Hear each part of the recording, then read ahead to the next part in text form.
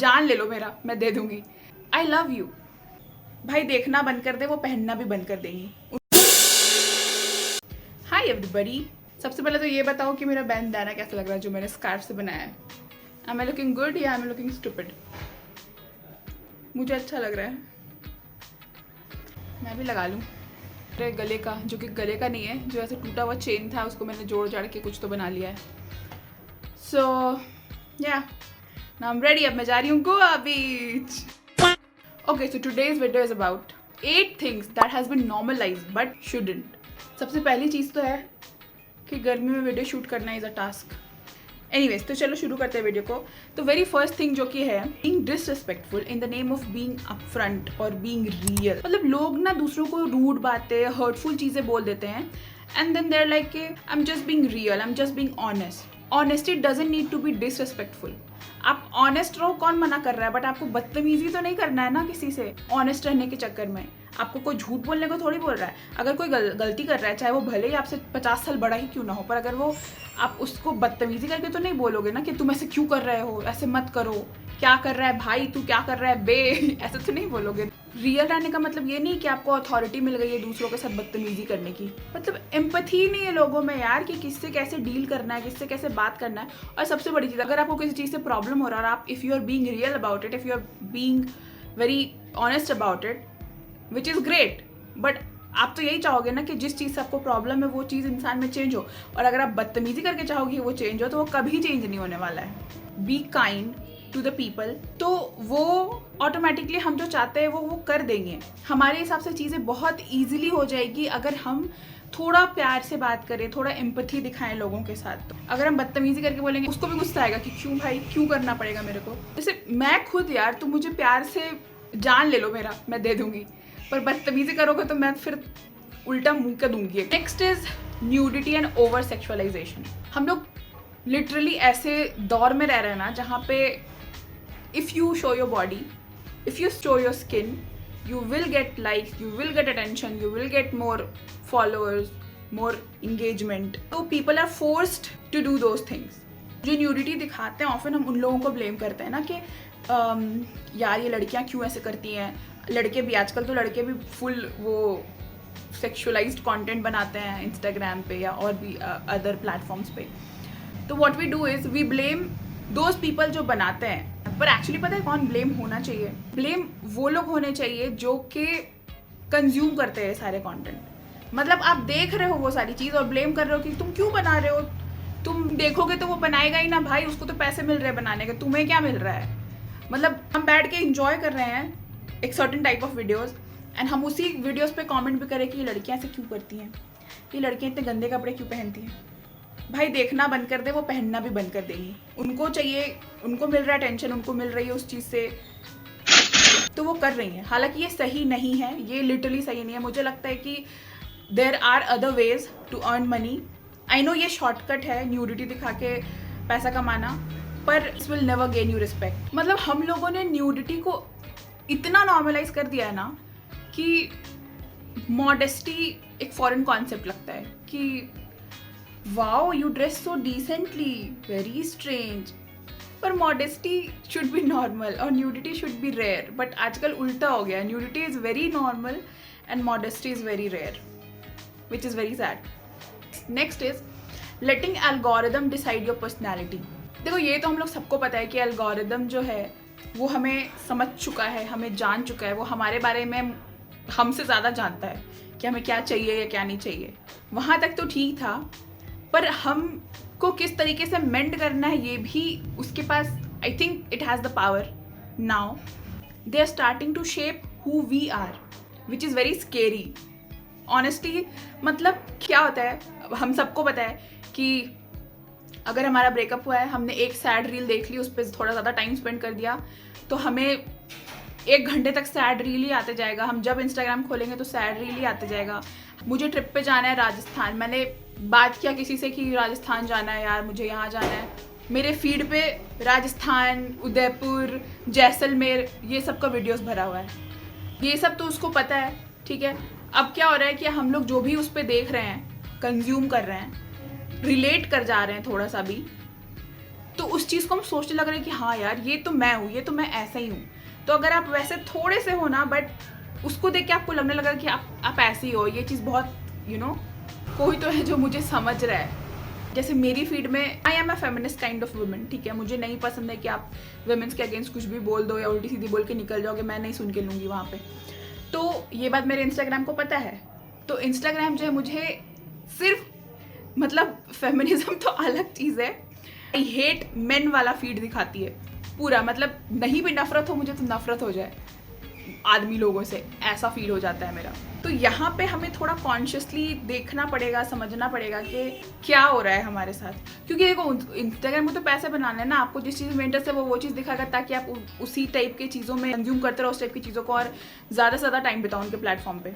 They want that only, उनको और कुछ नहीं चाहिए आपसे एट दिस पॉइंट। हाँ मतलब वो फिर उसी टाइप के प्रोडक्ट्स भी आपको सजेस्ट करेंगे जो आपको पसंद है, जो आपको आपके पर्सनालिटी पे सूट कर रहा है, जो आपके पर्सनालिटी के साथ जा रहा है, जो आप ले लोगे।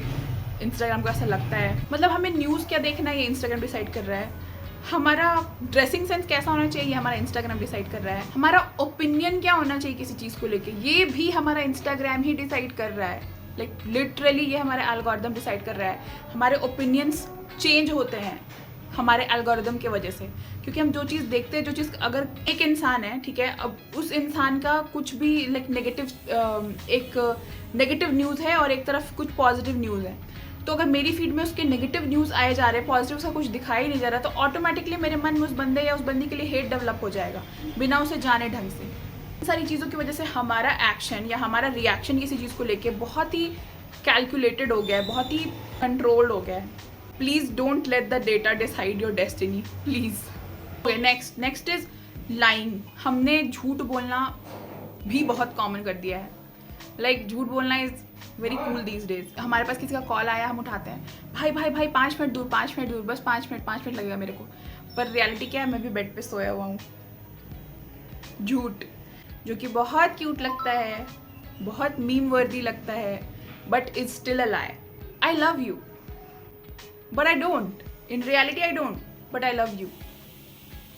झूठ बोलना भी इतना नॉर्मल कर दिया है कि कोई बहुत सच्चा अगर इंसान है तो उसको देख के हमें गुस्सा था कि भाई तू इतना सच क्यों बोलता है, क्या जरूरत है इतना सच बोलने का तेरे को। कभी कभी झूठ चलता है, जबकि रियलिटी में कभी कभी सच चलता है। जनरली तो लोग झूठ ही बोलते हैं हर चीज़ को लेके। पता है क्या होता है झूठ बोलने से?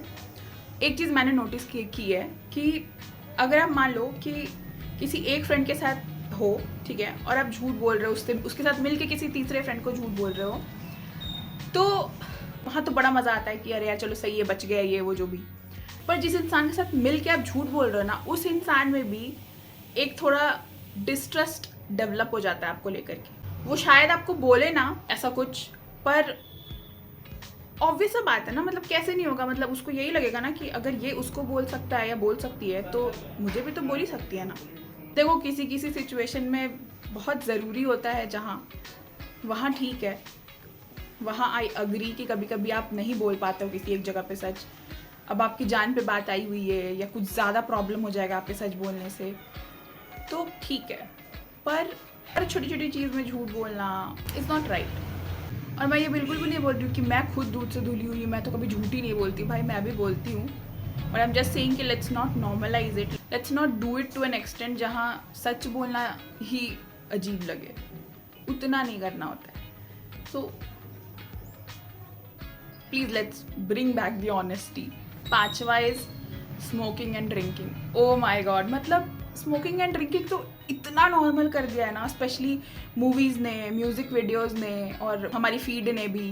मतलब if you are not drinking you are boring, ये परसेप्शन हो गया अब लोगों का कि भाई यार क्या बोरिंग आदमी है यार, ड्रिंक नहीं करता यार, क्या है, स्मोक ही तो है, क्या दिक्कत है, कुछ भी नहीं होता है, अभी तो एज है करने का, बाद में थोड़ी करेगा। नहीं कर रहा है कोई, मत करने दो ना भाई, तुमको करना है तो तुम करो, तुम दूसरों को क्यों ड्रैग कर रहे हो उस चीज़ में और ऐसा दिखा रहे हो कि तुम जो कर रहे हो दैट इज़ नॉर्मल और वो इंसान नहीं कर रहा है दैट इज़ अब नॉर्मल। स्मोकिंग और ड्रिंकिंग कहीं से नॉर्मल नहीं है यार, प्लीज़ इसको नॉर्मलाइज करना बंद करो।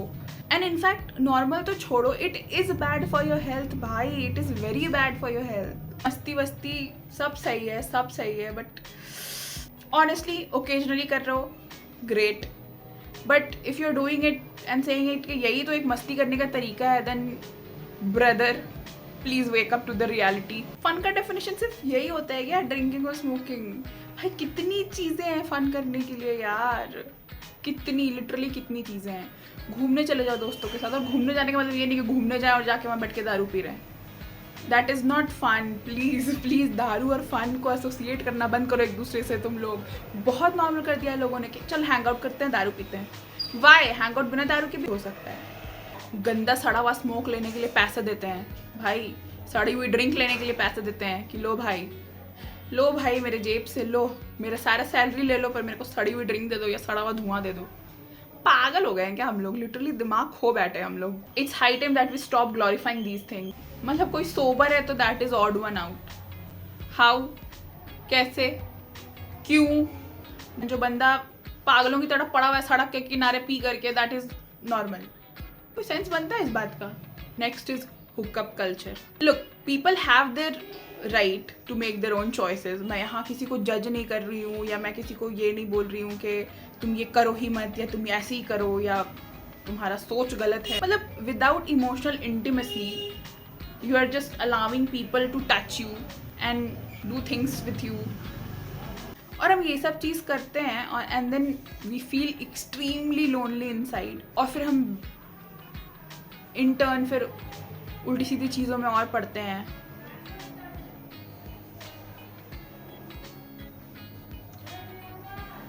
आप खुद ही सोचो यार कि आप किसी से डेली, आप किसी से काफ़ी फ्रीक्वेंट बेसिस पे मिल रहे हो, उसके साथ you are getting physical to that person and without any emotional connection, तो वो चीज़ आपको अंदर से खोखला नहीं कर देगी? Like won't you feel hollow from inside? Closeness इतना कैजुअल नहीं होना चाहिए मेरे हिसाब से। Being with someone, spending time with someone, allowing someone to touch you should be very pure thing and should be something जो कि तुमको दिल से फील हो यार। क्या ये मतलब कुछ भी है वही जो मिल रहा है सबके साथ मचा रहे, कुछ भी कर रहे हो, मस्ती करो, घूमो फिरो, पर hookups it's something which I think is being normalized but it shouldn't be normalized. Like I have seen people कि they are going clubs every night new person, every weekend new person, like Friday night another person, Saturday night another person, and then week के बीच में another person. सोच के ही अजीब लगता है यार, लोग कर कैसे लेते हैं। मैं जज नहीं कर रही हूँ, या फिर सच बताओ तो थोड़ा बहुत करती भी हूँ भाई, और करना भी चाहिए इन सारी चीज़ों में थोड़ा सा जज। ये this is not right, this is not something right. Next is always in the mood off taking but not in the mood off giving. सबको सपोर्ट चाहिए, सबको हेल्प चाहिए, सबको चाहिए कि लोग उनसे प्यार से रहें, सबको चाहिए कि लोग उनको प्यार करें, पर how often do we think कि हम किसी को सपोर्ट दें, हम किसी को हेल्प करें, हम किसी को प्यार करें without any expectations? Very rarely. हमेशा हमें रिसीवर साइड में क्यों रहना है भाई? कभी तो गिवर बनो, किसी को लेके तो गिवर बनो। आई वॉन्ट कि मेरे बर्थडे पे ना वो मेरे लिए ऐसे करे वैसे करे, मेरे लिए ये गिफ्ट लाए या मेरे लिए ये फ्लावर्स लाए, मैं चाहती हूँ मुझे फ्लावर्स दे, मैं चाहती हूँ वो मेरे लिए खाने ऑर्डर कर दे, मैं चाहती हूँ मुझे वो घुमाने ले जाए, मैं ये तुमको सिर्फ चाहिए ही क्यों बहन? कभी दे भी दो कुछ ना, कभी दे भी दो, कभी एफर्ट्स अपना तुम दे दो, फ्लावर्स को तुम दे दो कभी कुछ। खैर मैं लड़कियों को क्या बोल रही हूँ, आजकल तो लड़के भी प्रिंसेस हुए घूम रहे हैं। दे ऑल्सो वॉन्ट के मुझे दो, मेरे लिए करो, मेरे लिए क्यों नहीं कर? दोनों करो एक दूसरे के लिए यार, कभी तुम उसके लिए करो, कभी तुम उसके लिए करो। क्यों तुम लोगों को सिर्फ चाहिए ही, देना कुछ भी नहीं है।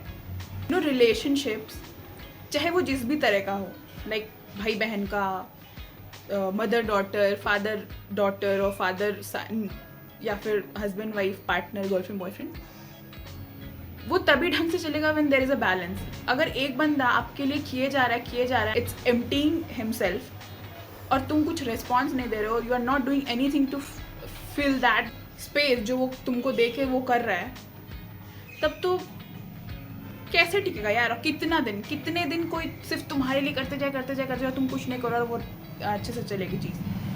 मतलब अगर हम लोगों को किसी एक रिलेशनशिप में आना है तो पहले हम लोगों को फोकस करना चाहिए कि हम क्या दे सकते हैं इस रिलेशनशिप में। What all are the things which I can provide in this relationship. मतलब वो कुछ भी हो सकता है, whatever you are being capable of, या फिर आप to give that person you're putting in efforts.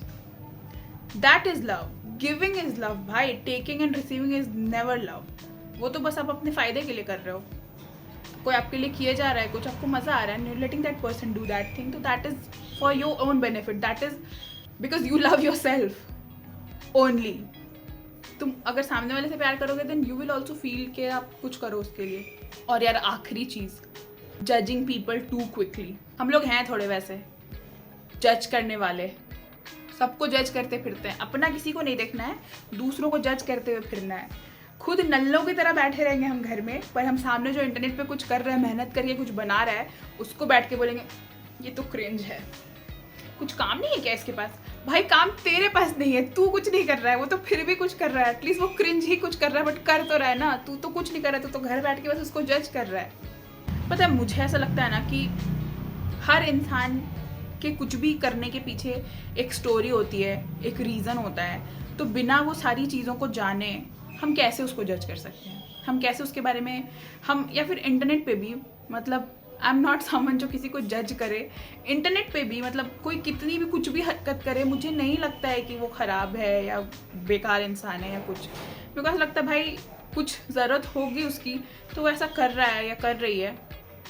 और there are a lot of people on the internet specially जहाँ they are doing things जो कि हमारे दिमाग के पल्ले नहीं पड़े. पागलों की तरह रोड पे डांस कर रही है, कोई भी ढंग का इंसान क्यों करेगा ऐसा? पर शायद उसने वो किया, उससे उसको अटेंशन मिला, उससे उसको पैसे मिले, and may be she needs that money, तो वो वैसा कर रही है. तुम बस बैठ के घर पे उसको जज करते रहो. और I don't get this. Like seriously मुझे नहीं समझ में आता कि लोग बिना किसी के बारे में ढंग से जाने या पहचाने कैसे इतना क्विकली उनको जज कर देते हैं. और एकदम मतलब गलत वाले उसमें घड़े में डाल देंगे कि नहीं ये तो इंसान बेकार ही है, बिना जाने उसको ढंग से. आई थिंक किसी के लिए भी ओपिनियन बनाने से पहले you should know the full picture. पूरी बात नहीं पता है आपको और आप उसके बारे में एक ओपिनियन बना के बैठे हो पहले से ही, कितना सही है ये? Like this is not right. जाने किसी को क्रिटिसाइज करना. चलो इंटरनेट पे तो छोड़ो, रियल लाइफ में भी हम कितना वो हो जाता है ना, किसी का कपड़ा देख के उसको जज कर दिया. किसी के भी कपड़े को देखा हमने और हमने उसे पूरा जज कर दिया कि यार ये तो छपरी है. किसी ओवरवेट इंसान को देख के पता नहीं क्या करती है, कैसे इसकी शादी होगी, कैसे इसका क्या होगा, घर बसेगा. 50 रुपया कट ओवर एक्टिंग की वजह से. भाई बहन प्लीज़ आप लोग अपना ध्यान दो. पहले खुद के अंदर झांक के देखो कि तुम कितने सही हो. दूसरों को जज करना बाद में, पहले खुद परफेक्ट हो जाओ. खुद जिस दिन परफेक्ट हो जाओ उस दिन जज करो दूसरों को. शायद मैं नहीं बोलूँगी कुछ, बट खुद में 6000 करोड़ कमी है तुम में और तुम बैठ करके यहाँ जज कर रहे हो किसी चौथे इंसान को, तो प्लीज़ तुम्हारा ओपिनियन मैटर ही नहीं करता है यहाँ पे. That's it for this video and I hope ज़्यादा लंबा ना हुआ हो ये वीडियो. मिलती हूँ तुम लोगों से नेक्स्ट वीडियो में. तब तक के लिए लाइक कर देना. ओके बाय बाय और सब्सक्राइब कर देना चैनल को.